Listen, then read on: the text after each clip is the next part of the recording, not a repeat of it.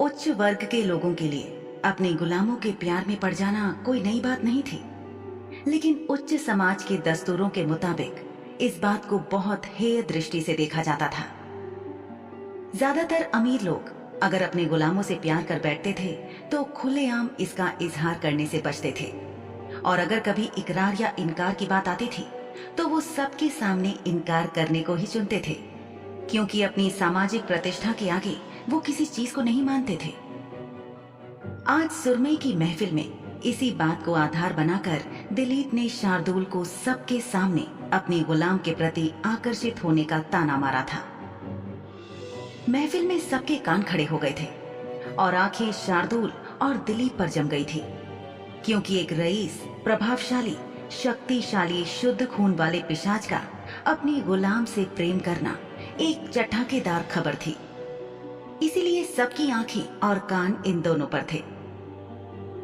समाज का ढांचा ही कुछ ऐसा था कि लोगों के दिमाग में ये बात बैठी हुई थी कि उच्च वर्ग के अमीर लोग कभी भी अपने आप को सबसे निचले दर्जे के लोगों यानी कि गुलामों के साथ समाज के सामने खुले रूप से जुड़ा हुआ नहीं दिखा सकते थे, और इसलिए इन बातों को छुपाना चाहते थे क्योंकि उन्हें शर्मिंदगी महसूस होती थी।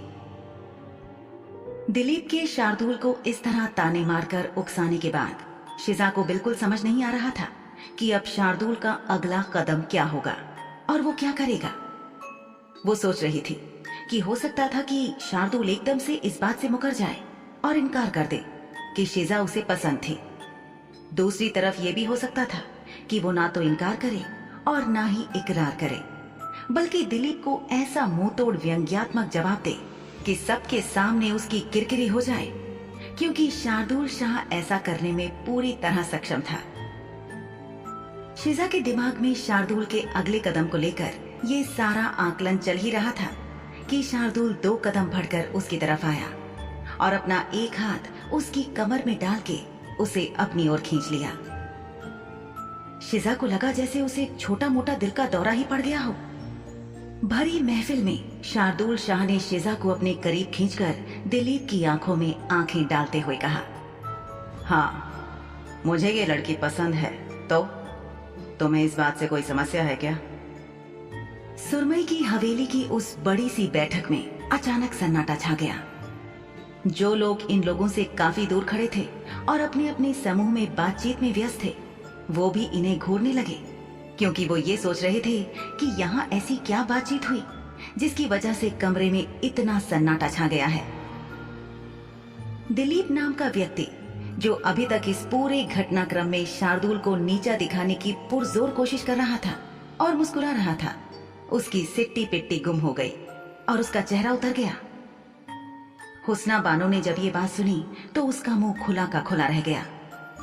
उसने मामले की थाह लेने के लिए और बात को फिर से समझने के लिए पूछा, शाह साहब, आपके कहने का मतलब ये है ना कि आप अपनी गुलाम लड़की को अपने पालतू के तौर पर पसंद करते हैं?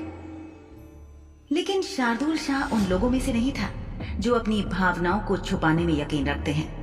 वो एक स्पष्टवादी आदमी था। उसने शिजा को मजबूती से थामा और बिना किसी लाग लपेट के खुलेआम सबको चुनौती देते हुए घोषणा कर डाली।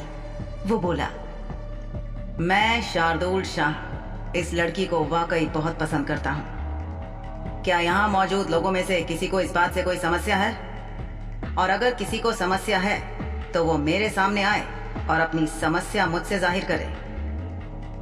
शार्दुल ने अपने चेहरे पर एक मुस्कान के साथ लोगों से ये बात कही। शिजा को समझ नहीं आ रहा था कि वो इस बात पर क्या प्रतिक्रिया दे। उसे बस ये लग रहा था कि जैसे उसने कोई गलती नहीं की थी, फिर भी अचानक वो सबकी नजरों के केंद्र में आ गई थी और एक मुजरिम जैसा महसूस कर रही थी। उसकी कमर के गिर्द शार्दुल की पकड़ मजबूत थी और शार्दुल की बातों में आत्मविश्वास था। शार्दुल के अंदाज में किसी तरह की कोई शर्मिंदगी या डर नहीं था। अगर उसने अकेले में शिजा से कहा था कि वो उसे पसंद करता था, तो उसमें सबके सामने इस बात को स्वीकार करने का मादा भी था और उसने ये कर दिखाया था। शिजा को इतने लोगों के बीच में रहने की आदत नहीं थी, इसीलिए जब सब लोग उसे घूरे जा रहे थे तो उसे लगा जैसे उसे चक्कर आ जाएगा। शार्दुल ने इसके बाद अपने चिर परिचित अंदाज में लोगों से कहा, यहाँ मौजूद सभी लोगों से मेरा एक सवाल है। अब क्योंकि मैं पार्षद शार्दुल शाह एक गुलाम लड़की को पसंद करता हूँ, इसलिए मेरी प्रतिष्ठा समाज में धूमिल हो जाएगी। यहाँ मौजूद कितने लोग इतने छोटे दिल और छोटी सोच वाले हैं जिन्हें ऐसा लगता है? कोई कुछ नहीं बोला। शार्दुल शाह जिस वंश से संबंध रखता था और जो उसका रुतबा और उसकी हैसियत थी, उसके सामने किसी की भी अपना मुंह खोलकर कुछ कहने की हिम्मत नहीं हुई।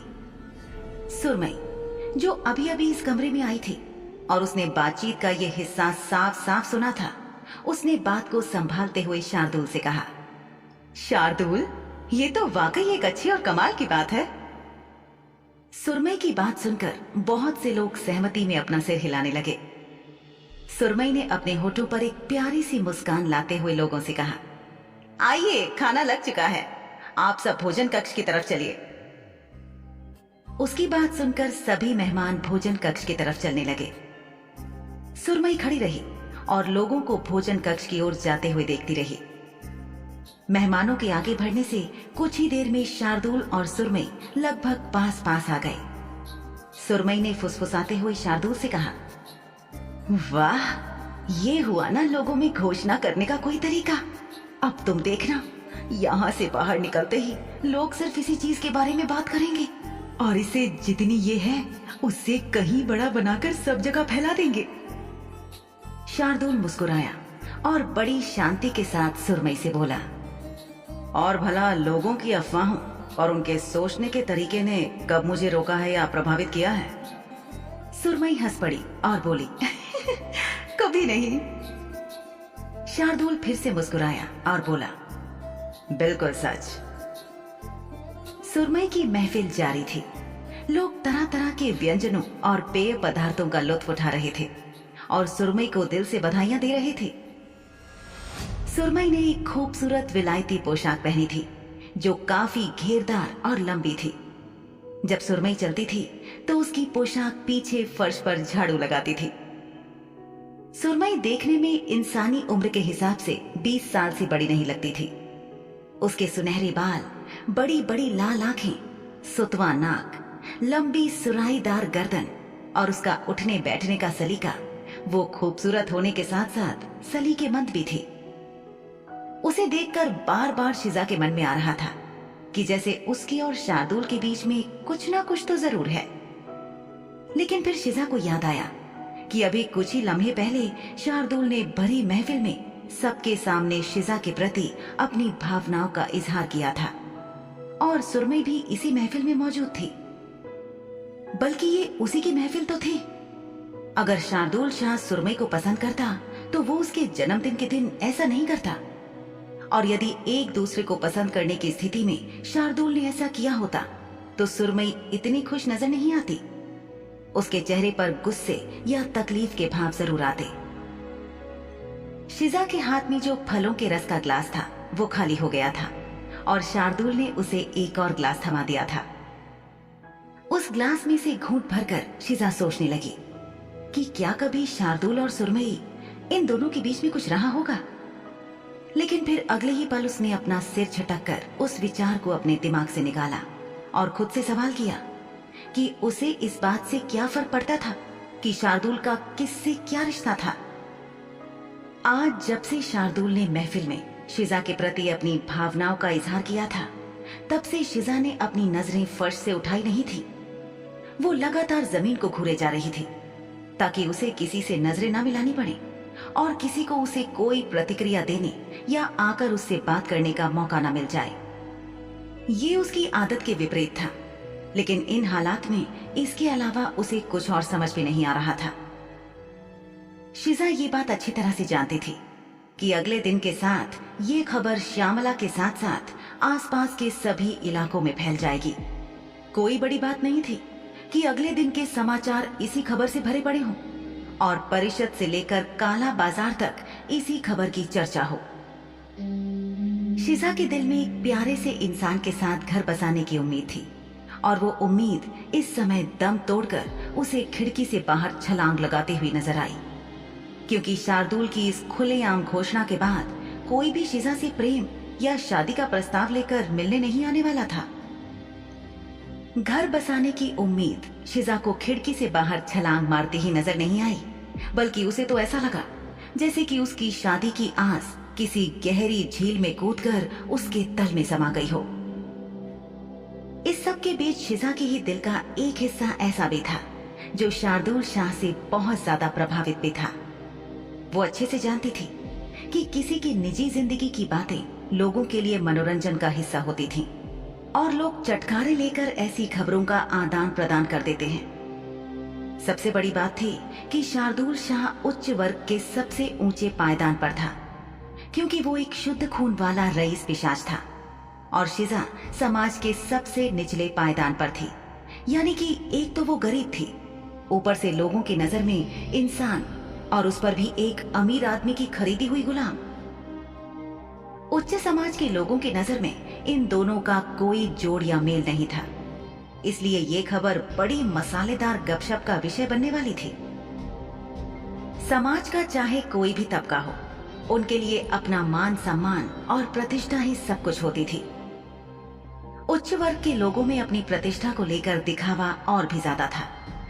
उच्च वर्ग में तो कहावत प्रचलित थी कि पुरुषों को अपनी प्रतिष्ठा बनाने में सालों लग जाते हैं, और वहां कई पुरुष अपने ही समाज में प्रतिष्ठा बनाने के लिए साल दर साल बहुत मेहनत करते भी थे और अपनी प्रतिष्ठा को कमाते थे। उन्हें थाली में सजाकर के मान सम्मान नहीं मिलता था। वहीं महिलाओं को भी अपने कदम फूंक फूंक कर रखने पड़ते थे, ताकि उनकी प्रतिष्ठा पर कोई आंच न आए और समाज में उनका सम्मान बना रहे।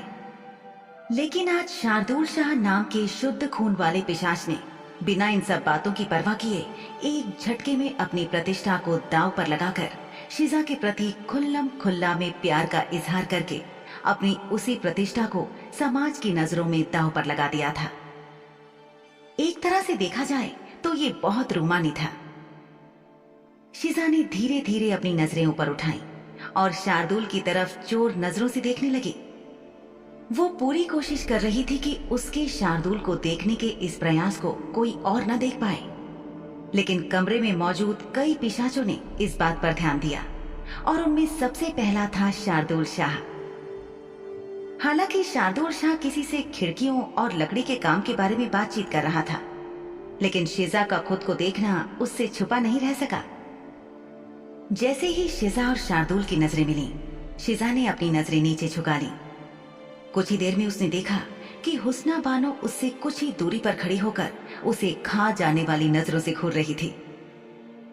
हुस्ना अभी तक बर्दाश्त नहीं कर पा रही थी कि जिस शार्दुल शाह के साथ घर बसाने के सपने वो देख रही थी, उसने आज भरी महफिल में अपनी गुलाम लड़की के प्रति अपनी मोहब्बत का इजहार किया था। शिजा ने देखा कि हुस्ना बानो के हाव भाव से साफ जाहिर था कि अगर शार्दुल इस समय इस महफिल में शिजा के साथ मौजूद नहीं होता तो हुस्ना अपने गुस्से पर काबू नहीं रख पाती और शिजा का खून कर डालती। शार्दुल शाह के अटपटे व्यवहार और तीखी जबान के बावजूद उसके चाहने वालों की सूची बहुत लंबी थी। घबराई शिजा ने अपनी नजरें घुमाकर शार्दुल को देखा तो पाया कि वो उसी को देख रहा था। महफिल में दोनों की नजरें टकराईं और शार्दुल ने एक मीठी सी मुस्कान शिजा को दी। शिजा ने उस मुस्कान में प्यार और आश्वासन देखा। उसने वापस अपनी नजरें नीचे झुका ली। तभी दिलीप चलकर हुस्ना बानो के पास पहुंचा और शिजा की नजर उस आदमी पर पड़ी जिसने आज शार्दुल को इस कदर उकसाया था कि शार्दुल भरी महफिल में अपनी प्रतिष्ठा को दांव पर लगा ही चुका था।